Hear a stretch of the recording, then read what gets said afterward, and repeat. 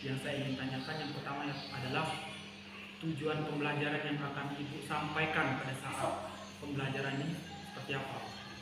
Tujuan pembelajaran saat saya menyampaikan pembelajaran kelas ini. Iya. Tujuannya pertama itu saya berharap anak bisa memahami konsep turunan dalam menyelesaikan soal.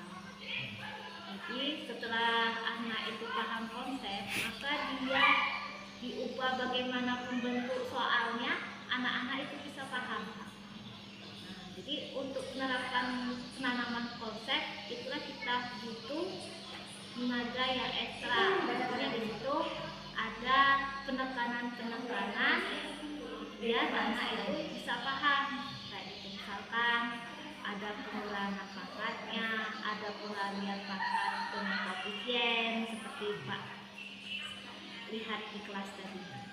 Terus pengembangan yang ingin dicapai oleh Ibu sendiri itu seperti apa? Nah, pengembangan yang ingin saya capai itu kembali lagi dengan tujuan pembelajaran tadi. Kalau seandainya anak itu sudah paham konsep dasar penurunan aljabarnya, maka anak akan bisa menindaklanjuti pembelajaran selanjutnya, yaitu penurunan pada konsep turunan sinusnya. Karena apa? Kalau seandainya anak tadi belum paham dengan turunan aljabar, maka otomatis anak tidak akan bisa memahami turunan pada kosinus. Itu maksudnya. Terus adakah strategi yang disiapkan dalam pembelajaran yang diterapkan di kelas? Nah, untuk strategi itu saya menanamkan pembelajaran konsep. Karena apa? Kalau dalam pembelajaran eksak, kalau kita paham konsep, mau diubah bagaimanapun bentuk soalnya, anak paham. Karena trik dalam pembelajaran eksak itu harus paham konsep, karena kita tidak istilah menggunakan sistem hafalan. Itu Pak. Baik Bu, kalau seperti itu mari kita laksanakan observasi di kelas. Terima kasih. Assalamualaikum warahmatullahi wabarakatuh. Waalaikumsalam warahmatullahi wabarakatuh. Ya? Ya. Ada yang pegang aja untuk soal nomor 1? Ya. Paham? Paham. Oke, lanjut nomor 2. Siapa yang dari tadi? Budi. Ya. Oke, tekan. 25 X pangkat 4 min 15 X pangkat 3 plus 16 X pangkat 2 min 10. Berapa turunan dari DE per DT-nya? Jadi 4 kali 25 X 4 min 1. Lanjut lagi 3 dikali 15 X 3 min 1. Terus yang 16 2 kali 16 X 2 min 1 punya 0. 4 kali 25 100 4 min 1 3 3 kali 5 45 X nya min 2 X nya pangkat 2 32 X pangkat 2. Oke, betul ya? Ya. Oke, ada yang tanyakan nggak untuk nomor 2? Paham? Paham. Oke, lanjut ke nomor 3. Siapa yang ngerjain tadi? Ya, dia. Kita bersama. Min 28 X pangkat 6 plus 12 X pangkat 4 min 8 X pangkat 2 plus 12. Berapa turunan dari DX DT-nya? Oke, perhatikan. Turunan dari min 28 X pangkat 6 plus 12 X pangkat 4 min 8 X kuadrat plus 2. Ayo, tuh, Yani, perhatikan Yani. Jadi ini min 28 kali 6 min 1. Ya. Berapa? Min 100 68. Benar enggak? Benar. Benar. Lanjut. 4 X pangkat. Perhatikan dulu. Jadi ini berapa?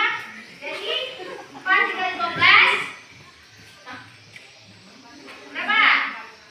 48 X 4 min 1. Ya. Sudah sampai sini.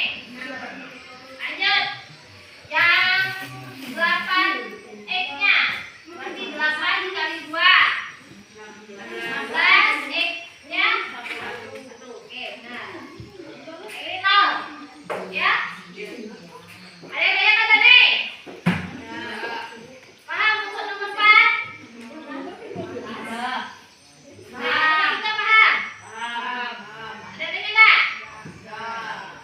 Oke, kita lanjut. Ada apa ini? Payan. Itu soalnya ini 12 soalnya. 2 Bu, bukan 12. Yang mana? Yang Atas paling mudah 12. Oke, ini. Yang satunya apa Bu? Ini. Satu. Jadi walaupun dia 12 atau 2, jangan ngaruh. Ya. Ya, karena dia adalah turunannya sama dengan Oh. Oke. Kita perbaiki. Ada yang tanya lagi? Ada yang pro dan kontra? Tidak. Paham satu frekuensi? Paham. Oke. Kalau sudah satu frekuensi baru benar. Sendiri. Saya ingat tadi. Kita lanjut. Nomor 4. Coba. DX per GT berapa turunan dari 125X pangkat 5 plus 36X pangkat 4 min 72X pangkat 2 min 6X. Berapa turunannya? 125 dikali 5 berapa? 625 X 5 min 1 4 lanjut 36 kali 4 oke 104 4 min 1 3 jadi 124 X pangkat 3 lanjut min 72 dikali 3 216 oke X min X 3 pangkat min 1 2 oke 1 dikali 6 X 1 min 1 0 Bu boleh nggak aku tulis kayak gini dulu? Boleh Bu aku langsung boleh ya karena perkatuan itu dianggap tidak ada ya jadi secara sederhananya dari hasil terakhir 625 X pangkat 4 plus 124 X pangkat 3 min 216 X pangkat 2 min 6 oke ada banyak ada nih paham semua? Paham. Oke kalau nggak ada berarti benar nih punya temannya. Assalamualaikum warahmatullahi wabarakatuh. Perkenalkan, nama saya Hamdan Kamardi, DJP Angkatan 11. Di sini saya bersama dengan Ibu PP, Ibu Ernawati, dan juga Ibu yang akan sudah saya observasi yaitu Ibu Anita. Selanjutnya di sini saya akan menyampaikan pertanyaan kepada Ibu Anita. Bagaimana perasaan Ibu Anita setelah melakukan pembelajaran kemarin? Untuk pembelajaran kemarin, saya sebagai guru ya melihat anak-anak antusiasnya dalam keaktifan dalam pembelajaran, saya merasa senang ya karena anak bisa mengikuti proses pembelajaran dengan baik dari awal sampai pembelajaran berakhir. Anak-anak Bapak lihat sendiri kemarin kan mereka antusias, mau maju, mau menyelesaikan soal, walaupun ada salah ataupun benarnya, mereka sudah berani tampil menyampaikan pendapatnya dalam bentuk menyelesaikan soal-soal. Terus yang kedua, apa tujuan pembelajaran yang ingin dicapai pada pembelajaran tersebut? Tujuan pembelajaran pada kegiatan pembelajaran kemarin itu kan pembelajaran matematika ya, mulai dari turunan. Saya berharap peserta didik itu mampu memahami konsep pembelajaran turunan sehingga mereka nanti bisa menyelesaikan permasalahan baik itu berupa soal ataupun aplikasi dari soal turunan tersebut. Gitu, Pak. Terus langkah-langkah apa dalam proses pembelajaran yang telah Ibu Anita lakukan? Langkah yang pertama itu kita menerapkan pemahaman dan pendekatan terlebih dahulu. Karena kan kelas 12 itu sebenarnya materinya menyambung akan nyambung dari kelas-kelas sebelumnya. Nah, sebelum kita masuk ke materi pokok, itu kita flashback kembali pembelajaran sebelumnya. Jadi nanti mereka nyambung dengan pelajaran yang akan kita ajarkan. Kenapa? Kalau konsep di belakangnya atau konsep sebelumnya anak ini belum paham atau mereka lupa, maka dia tidak bisa untuk memahami pelajaran selanjutnya. Jadi kita flashback dulu. Setelah dia ingat, baru kita masuk ke pembelajaran kita.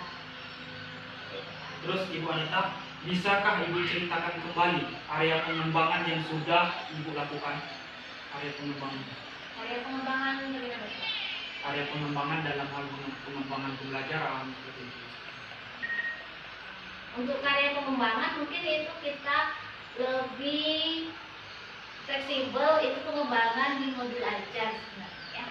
Karena tujuan kita sesuai dengan CP, itu capaian pelajaran kita apa, tujuan kita apa. Jadi disinilah nanti kita kembangkan pembelajarannya.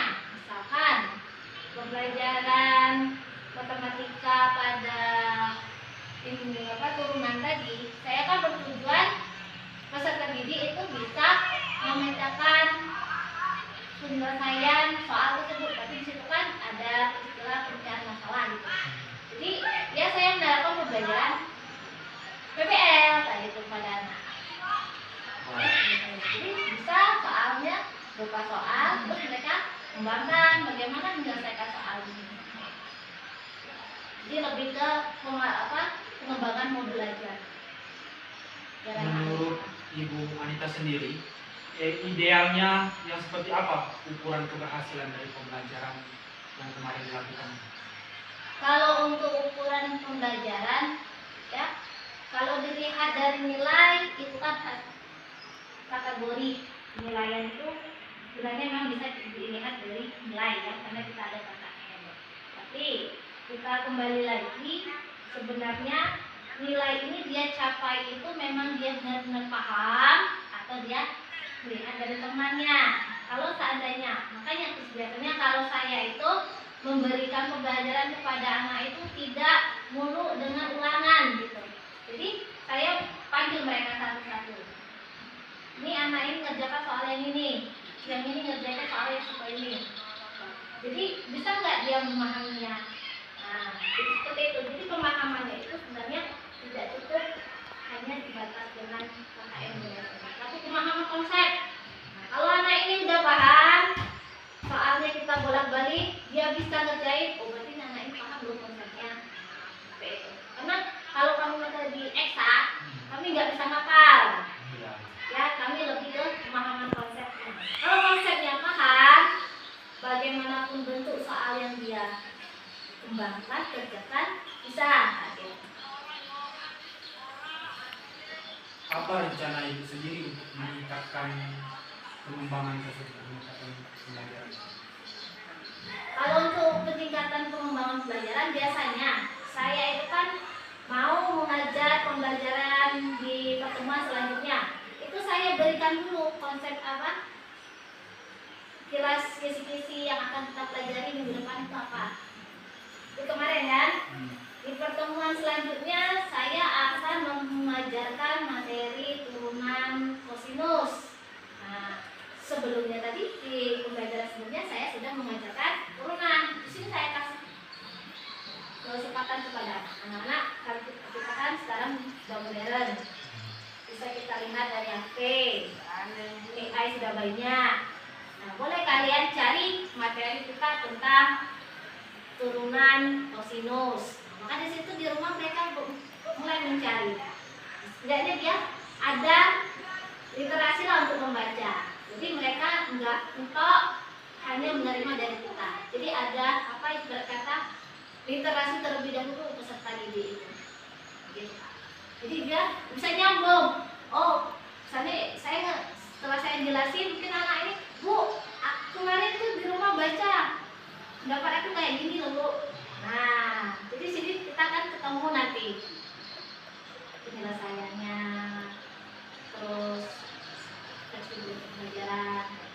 Oh, ya. Terus apa yang akan Ibu lakukan ke depannya untuk pembelajaran? Kalau untuk kedepannya berharapnya anaknya itu ya bisa lebih meningkat itu apa kreativitas pembelajarannya yang diharapkan ya. Jadi mungkin nanti lebih ke pendekatan dalam pembelajaran. Kemudian kalau ada anak yang belum paham boleh mereka bertanya di jam-jam waktu yang luang, enggak mesti di waktu jam pelajaran. Baiklah, kita sudah di penghujung percakapan. Kira-kira apa yang dapat atau yang didapatkan dari diskusi kita kali ini? Untuk diskusi kali ini itu sangat bermanfaat karena itu akan menggali keinginan kita ataupun pemahaman kita supaya nanti ke depannya proses pembelajaran itu lebih baik lagi. Jadi kita bisa, oh saya kekurangannya di sini, jadi ini yang harus kita perbaiki kayak gitu Pak. Jadi untuk perbaikan dalam pembelajaran di kelas. Oke, baiklah, kita sudah berada di penghujung percakapan dari pasca observasi. Sebelumnya akan kita dengarkan umpan balik dari Ibu pengajar praktik, yaitu Ibu Ernawati. Kepada Ibu Ernawati, saya persilakan. Oke, terima kasih Pak Dani. Luar biasa ya, coaching antara coach dan coaching, dan tentunya ini sudah sesudah observasi ya Pak ya, namanya pasca observasi ya. Dan Pak Dani sudah melakukan supervisi dan supervisi. Bagus sekali Pak, tadi pertanyaan bagaimana pertanyaan Pak Dani tadi dilaksanakan dengan Ibu, yang artinya pertanyaan itu kalau diistilahkan kami dalam coaching, pertanyaan yang terbuka yang diberikan kepada Ibu hingga Ibu bisa menjelaskan dari tujuan materi yang sudah Ibu ajarkan yang kemarin ya. Jadi jelas sekali, artinya Ibu sudah menguasai materinya. Dan tujuan yang Ibu sebutkan tadi, artinya Ibu dalam mengajarkan materi apa tadi? Turunan tadi sudah mempunyai, tentunya mempunyai tujuan dari pembelajaran yang Ibu berikan, dan ada yang akan kemudian Ibu memakai metode JDL ya, seperti itu. Kemudian padanya menanyakan idealnya ukuran keberhasilannya itu, Ibu menjelaskan bahwa Ibu berharap bahwa anak itu tidak hanya mengejar KKN ya, tapi benar-benar anak itu memahami materi tersebut. Itu tujuan ideal ukuran Ibu keberhasilan menurut Ibu. Kemudian rencana yang akan Ibu tingkatkan dalam pembelajaran itu seperti apa tadi Bu? Rencananya mengembangkan proses pembelajaran turunan itu tadi, dan tentunya Ibu akan melakukannya dalam waktu dekat ini ya Bu ya. Kenapa seperti itu? Karena nantinya takutnya lupa seperti itu ya. Jadi materi ini kapan setelah Ibu mengajar Ibu merefleksi, ternyata kata Ibu tadi anak itu kurang di sini, kurang di sini, dan kekurangan itu akan Ibu ajarkan kembali setelah pembelajaran ini. Dalam minggu ini ya, minggu depan ini atau pembelajaran berikut. Nah, artinya Ibu sudah ngajar, sudah merefleksinya. Jadi dari tadi Pak Dani kita sudah, Bapak sudah coaching teman sejawatnya tadi, mulai dari materi, tujuan, area yang akan dikembangkan, kemudian model pembelajaran yang digunakan, sudah semua ya Bu ya. Artinya sudah mencakup semuanya. Tentunya Ibu memberikan apresiasi dengan coaching hari ini pada luar biasa ya. Semoga ini dikembangkan Bu ke depannya, kita berbagi dengan rekan sejawat kita. Terima kasih Pak Dani atas waktunya Ibu juga ya.